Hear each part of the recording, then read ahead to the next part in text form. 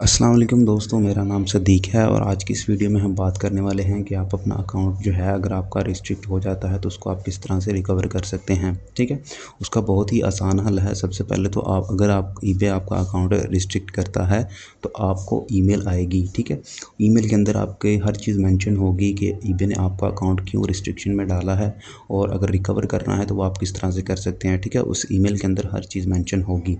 जैसे कि यहाँ पर बताया गया है उन्होंने कि अगर आपने अकाउंट अपना रिकवर करना है तो किस तरह से करना है। ठीक है, उसको रिमूव करने के लिए आपको क्या चीज़ें ईबे को प्रोवाइड करनी होंगी। ठीक है, तो उसमें उन्होंने डॉक्यूमेंट्स वगैरह आपसे मांगेगा। ठीक है, ये किसी का अकाउंट है और उन्होंने मुझे दिया है रिकवर करने के लिए। ठीक है, तो मैंने वीडियो इसलिए बनाई है ताकि अगर आपको इस तरह का मसला आया तो आप उसको किस तरह से अपने अकाउंट को रिकवर कर सकते हैं। ठीक है, तो उसको रिकवर करने का बहुत ही आसान तरीका है, लेकिन उसके लिए आपके पास उस चीज़ के डॉक्यूमेंट्स वगैरह होने चाहिए जिस वजह से आपका अकाउंट रिस्ट्रिक्ट हुआ है। अगर तो आपके पास वो डॉक्यूमेंट नहीं है तो फिर आपका अकाउंट जो है वो सस्पेंड हो जाएगा, क्योंकि वो लास्ट के ऊपर आपको टाइम भी बताता है कि इतने दिन के अंदर अंदर जो है आपने अपना सारे डॉक्यूमेंट्स वगैरह ईबे को वेरीफाई करवाने होंगे 3 बिजनेस डे के अंदर, या फिर 2 दिन का भी हो सकता है, 4 दिन का भी हो सकता है। ठीक है, ये अलग अलग होता है और ये जहाँ पर जो चीज़ें मेंशन होके आ रही हैं ये आपसे अलग चीज़ें भी पूछ सकता है, क्योंकि ईबे जिस हिसाब से आपका अकाउंट रिस्ट्रिक्ट करता है, जिस वजह से करता है, फिर उस हिसाब से आपसे वो डॉक्यूमेंट वगैरह मांगता है। तो अगर इनका अकाउंट अगर आप देखें तो इनका जो है वो इस चीज़ की वजह से अकाउंट सस्पेंड हुआ है। सबसे पहले वो आपको बताएगा कि आपका अकाउंट सस्पेंड क्यों किया गया है, उसके बाद आपको वो रिकवर का तरीका बताएगा। फिर नीचे आपको ये लिंक देखने को मिलेगा। ठीक है, इस लिंक के ऊपर आपने क्लिक कर देना है। ठीक है, क्लिक करने के बाद जो है आपके सामने इस तरह का इंटरफेस ओपन होके आ जाएगा। यहाँ पर भी आपको देखने को मिल जाएगा कि आपने 3 दिन के अंदर जो है अपने डॉक्यूमेंट्स अपलोड करने हैं ताकि आपका अकाउंट जो है वो रिकवर हो सके। ओके हो गया। उसके बाद जो है आपने इस चीज़ को मेक श्योर करना है कि आप जो डॉक्यूमेंट्स अपलोड कर रहे हैं वो रियल हों और अभी के दिनों के अंदर इस्तेमाल हो रहे हों, यानी कि वो ज़्यादा पुराने नहीं होने चाहिए, वो 1 2 या 3 महीने तक होने चाहिए, उससे ज़्यादा पुराने आपके डॉक्यूमेंट्स नहीं होने चाहिए। ठीक हो गया। और उसके बाद जो है आपका उन डॉक्यूमेंट्स के अंदर आपका नाम क्लेरिफाई होना चाहिए, पूरा नाम होना चाहिए। जैसे आपका नाम अगर फ़र्ज़ करें यहाँ पे इनका नाम है मोहम्मद अशरफ और आगे इनके वालिद का नाम है मोहम्मद बशीर, तो पूरा नाम इनका क्या बना, मोहम्मद अशरफ मोहम्मद बशीर। तो इस तरह का पूरा नाम जो है आपके डॉक्यूमेंट्स के ऊपर होना ज़रूरी है और डॉक्यूमेंट्स आपके इंग्लिश में होने चाहिए, उर्दू में एक्सेप्टेबल नहीं होंगे। इस बात को आपने याद रखना है। उसके बाद आपको ये टाइम बता रहा है, उसके नीचे अगर आप चाहें तो यहाँ पे आपको बता रहा है कि अगर आपका अकाउंट रिस्ट्रिक्ट होता है तो आपकी ईबे के ऊपर जितनी भी सब्सक्रिप्शन वगैरह होंगी स्पॉन्सरशिप के हवाले से आपने उनसे की होंगी तो वो भी सारी रिमूव कर दी जाएंगी। और इन दिनों के अंदर जब आपका अकाउंट रिस्ट्रिक्ट हो तो उन दिनों आपने अपने अकाउंट के अंदर कोई चेंजिंग वगैरह कोई सेटिंग वगैरह नहीं करनी, ये आपको बता रहा है। ठीक है, ये जिस वजह से इनका अकाउंट सस्पेंड हुआ है उस हिसाब से ये इनको बता रहा है। ठीक है, अगर आपका अकाउंट किसी और वजह से सस्पेंड हुआ हो, ठीक है, तो फिर ये आपको उसके मुताबिक आपको ईमेल भेजेगा, उसके मुताबिक आपसे डॉक्यूमेंट लेगा, उसके मुताबिक आपको ये सारी चीज़ें बता रहा होगा। ठीक है, और हम क्या करते हैं, हम यहाँ पे आते हैं और यहाँ पे अपने डॉक्यूमेंट्स के हवाले से देख लेते हैं कि हमने डॉक्यूमेंट्स यहाँ पर अपलोड कौन कौन से करने हैं। ईमेल के अंदर उसने बताया हुआ है कि आपने अपना जो लेटर ऑफ एम्प्लॉयमेंट है उसको आपने अपलोड करना है। उसके बाद अपनी जो स्टेटमेंट है, ठीक है, बैंक की आपकी 2 से 3 महीनों की, उसको आपने अपलोड करना है। उसके बाद जो है लेटर ऑफ अनएम्प्लॉयमेंट, अगर आपका वो लेटर है तो आप वो वाला अपलोड कर सकते हैं। उसके बाद आपका टैक्स कोड यानी कि टैक्स सर्टिफिकेट आपने अपलोड करना है। वो आपको कहाँ से मिलेगा मैं वो भी आपको बता देता हूँ। ठीक है, अब यहाँ पे अगर आप आते हैं उस लिंक पर क्लिक करके जो ईबे ने आपको दिया है, ठीक है, यहाँ पे लिखा होगा, तो उस लिंक पे क्लिक करेंगे तो आपके सामने इस तरह का पेज ओपन होके आ जाएगा।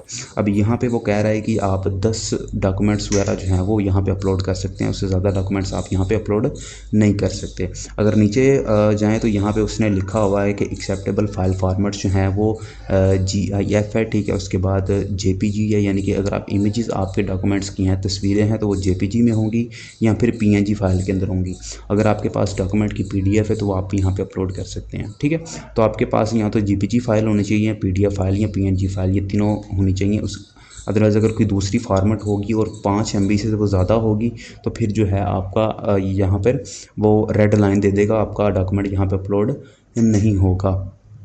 ठीक हो गया, इस बात को आपने समझ लिया। उसके आगे हम चलते हैं और यहाँ से जाके हम डॉक्यूमेंट टाइप देखते हैं कि हमने डॉक्यूमेंट अपलोड कौन सा करना है। अब यहाँ पर अगर आप अदर के ऊपर क्लिक करें तो यहाँ पे आपको देखने को मिल जाता है कि आपने प्रूफ आइडेंटिटी आपने यहाँ पे अपलोड करनी है। प्रूफ आइडेंटिटी का डॉक्यूमेंट यहाँ पे आपने अपलोड करना है। अब प्रूफ आइडेंटिटी क्या है?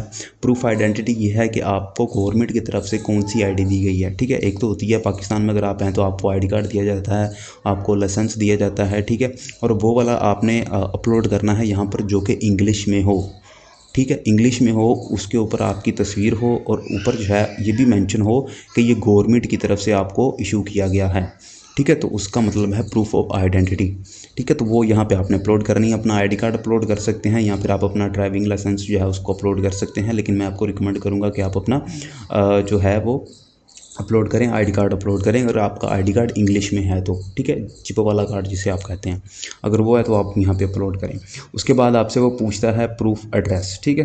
प्रूफ एड्रेस में आप अपनी बैंक की स्टेटमेंट अपलोड कर सकते हैं, वो वाली स्टेटमेंट जिसके ऊपर आपका और बैंक दोनों का एड्रेस वहाँ पे मेंशन हो और उसके ऊपर आपका नाम भी हो, ठीक है। और ये लेने के लिए आपके पास जो नया पे है वो बेस्ट है, वहाँ से आपको हर चीज़ क्लियरली मिल जाती है स्टेटमेंट के अंदर।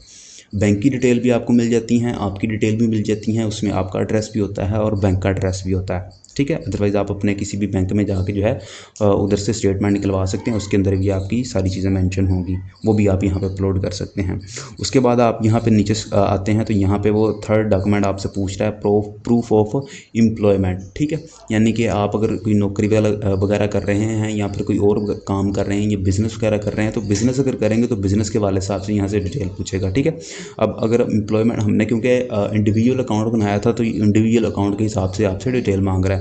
तो प्रूफ ऑफ एम्प्लॉयमेंट अगर आपके पास कोई एम्प्लॉयमेंट लेटर है तो वो आप यहाँ पे अपलोड कर सकते हैं। अदरवाइज़ आप गूगल पे जाके ये सर्च कर सकते हैं जनरेट, मैं यहाँ पे आपको सर्च करके दिखा देता हूँ, ठीक है।